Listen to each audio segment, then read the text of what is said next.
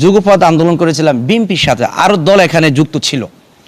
তো যেহেতু আমরা স্বৈরাচার বিরুদ্ধে আন্দোলন করেছি, সেদিকে লক্ষ্য রেখে বিএনপি থেকে 2টা আসনে প্রার্থী দিবে না। একটা হচ্ছে ঝিনাইদহ রাশেদ খান ভাইয়ের আসন, আর গলাচিপা বিপিনুল হক নূর ভাইয়ের আসনে সেখানে বিএনপির কোনো প্রার্থী থাকবে না। এটা আমাদের দলকে ভালোবেসে সম্মান জানিয়ে ওখানে কোনো প্রার্থী দিবে না।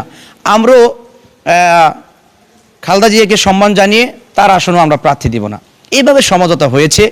যার যার প্রতীক নিয়ে, যার যার মার্কা নিয়ে শেষে নির্বাচন করবে।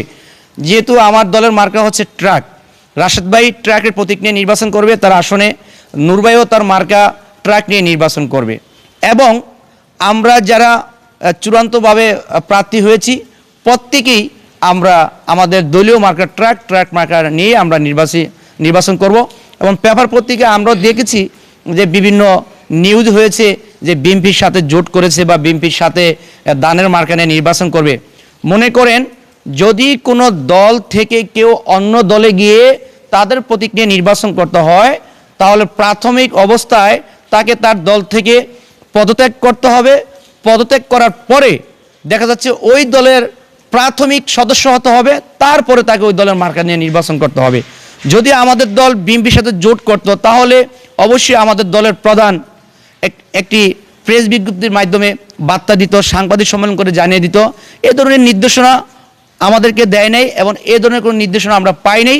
আমাদেরকে দলের সভাপতি তিনি বলেছেন যে যারা প্রার্থী হয়েছেন, যাদেরকে চূড়ান্ত প্রার্থী করেছে ট্রাকের প্রতীক দিয়ে, আপনারা দলীয় প্রতীক নিয়ে আপনারা নির্বাচন করতে পারবেন। যার যার এলাকায় গিয়ে আপনারা প্রচার প্রচারণা করেন, ভোটারদের কাছে যান, দলের বার্তা দেন এবং আমার দল থেকে যারা নির্বাচন করবে ট্রাকের প্রতীক নিয়ে নির্বাচন করবে। এখন মিডিয়ার যারা আছে তারা লিখেছে, তাদেরকে সাধুবাদ জানাই।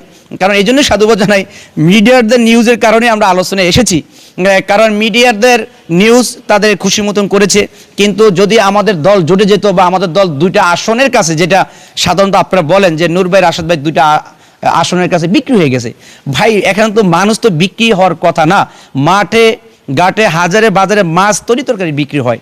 যেই নূর ভাইয়ের কারণে এই গণঅভ্যুত্থান হয়েছে, শেখ হাসিনার পতন হয়েছে, যখন মাঠে আন্দোলন সংগ্রাম করতে মানুষ সাহস পাচ্ছে না, সেখানে নূর ভাইয়ের নেতৃত্বে লক্ষ লক্ষ ছাত্র জনতা রাজপথে এসেছে। সেটা সাংবাদিকরাও জানে, দেশের মানুষও জানে। আর আমরা এটা বলতে চাই যে তারেক রহমান সাহেবের সাথে নূর ভাইয়ের একটা গভীর সম্পর্ক রয়েছে। যদি মাসে 30 দিন হয়, অন্তত 15 দিনে তার সাথে টেলিফোনে যোগাযোগ হয়। কারণ কেন হয়? কারণ এই বিপিনুরের কারণেই এই স্বৈরাচারের পতন হয়েছে। কিন্তু একটা দলের আরেকটা দলের নেতাকর্মীর সাথে সুসম্পর্ক থাকবে, এটি স্বাভাবিক।